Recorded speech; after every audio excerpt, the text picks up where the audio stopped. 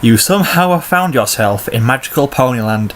The how doesn't really matter, nor is it important that you eventually encountered the Manticore and staggered out of the Everfree Forest, only to collapse in front of Twilight's castle.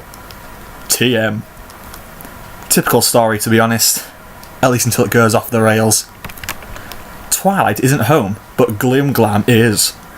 Twilight trusts her with the keys to the castle, apparently. Starlight? You ask in surprise? Do I know you? Any honest answer would sound utterly unbelievable. So you can either lie, or lie big. I'm you from the future. She frowns at you. No, you're not. I've seen the future. Oh yeah. You'd forgotten about that episode. Fine. Somebody told me. You say. Look, I'll get right back to the point. I just found myself inside Equestria, in Everfree Forest. I found a Manticore and... You fought Manny? Why? This is not going how you'd planned it. Is he okay? No, he's fine. The fight mostly involved you shrieking like a little girl and running like hell. Look, the point isn't that I might have fought the Manticore. Manny. Gloomy glares at you. And you brought it up. I'm sorry. I did. Are you sure he's okay? Yes! I threw a stick at him and I missed. Okay? Can we move on from this? Sorry. My point is that I found myself suddenly in Equestria with no funds, you say. So? So? Aren't you going to do something about it? I don't have a place to live. Maybe Fluttershy should check. Huh? To make sure Manny's okay. Jesus H. Christ. He's fine. I didn't even actually throw a stick at him. I just thought it would sound more heroic if I did. Okay? I ran. I ran like a little bitch. I might have wet my pants too, alright? Are you happy now? Well, that was refreshingly honest. Thank you. I was going to say it smelled like you pissed yourself, but I didn't want to be rude. I appreciate that. Look, here's the deal. I somehow got magically transported here, and I need a place to live, and some money. And maybe some clean pants. And you're asking me why? Because you want to help me out. Why? Because I'm unique! She looks at you critically. You're an unexpected pain in my flank. How are you unique?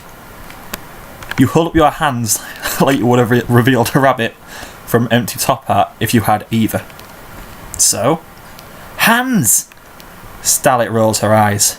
That's it. Spike has hands. Well, Manitors have hands. Griffin's talons are like hands. Well, yeah, but Manny has hands. Well, they're more like paws, you protest. I hope he's okay. I mean, are you sure? He is fine. You jab a finger at her to illustrate your point. You know, now that I think about it, pretty much every proper sapient in Equestria has them. Except opponents, of course. She lifts up her hoof to examine it. I've never really thought about that before. Yeah, they're really useful. You pull a deck of cards out of your back pocket. There's only 51, but it's close enough. And start overhand shuffling them. Oh, please. Starlight yanks the cards out of your hands and rifle shuffles them with an aura so fast that it sounds like machine gun fire. You stare at her, mouth agape. What? My best friend is a magician. I learned a few tricks from Trixie. Best friend? You punctuate that with air quotes. Something she can't do with her fancy magic. Okay, fine. We fuck like rabbits. She sends the cards back at you. Every pony in Equestria is pansexual. Got a problem with that? Not in the slightest, you say. Look, we got a little off track, I think. Fact is, I've got no money and nowhere to live, and you thought that you could beg for bits.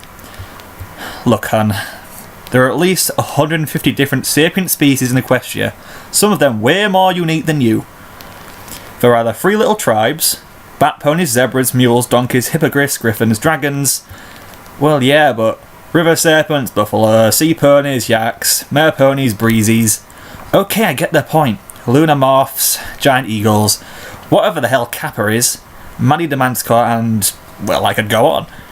But if you think you're something really special, maybe you should join the circus.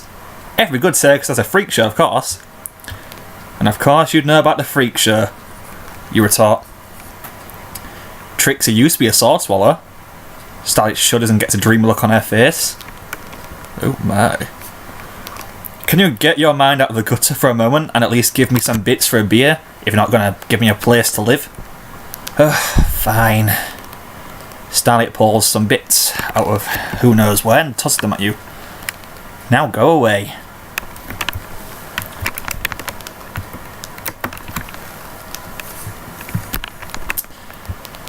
There are 3 bars in Ponyville.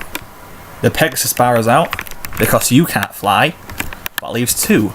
And a thought of what a drunk unicorn might do with its horn terrifies you. Besides, you want to hang out with simple ponies who are hopefully friendlier than Starlight.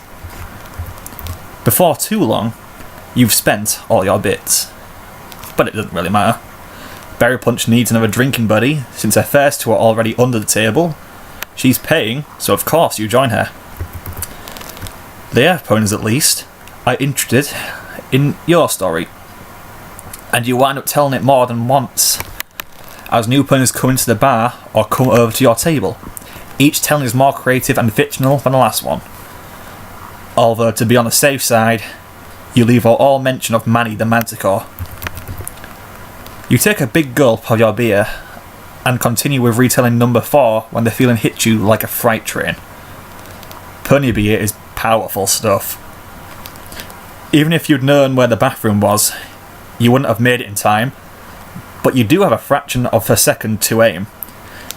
This is something that college did prepare you for. Tell me about it. Your projectile vomiting game is on point, and you land it right on the target and don't splash any pony. A hush falls over the bar, and every eye lands squarely on you. Finally, some pony speaks. What kind of magic was that? Magic? I just puked. There's no magic in that. Puked? Vomited? Upchucked? Tossed my cookies? Barfed? Ralphed? You're greeted with blank looks. Another cramp seizes you, and you puke again. This time, instead of stunned silence, you get hoof stomps. How do you do that? 7 years of college, you say honestly. And then your eyes go wide as an epiphany strikes you. Oh my god, I just realised. There's a pregnant pause. Every ear in the house is on you. Starlight Glimmer has a dick! For God's sake. Berry Punch looks at you critically. What? Why else would you get her panties wet thinking about Trixie swallowing swords? Oh. Every pony in the bar gasps in unison.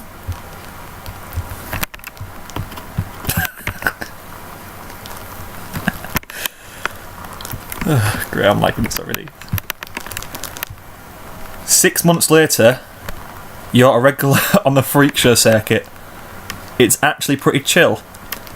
You've got a bunch to yourself, and they give you all the beer you want for free.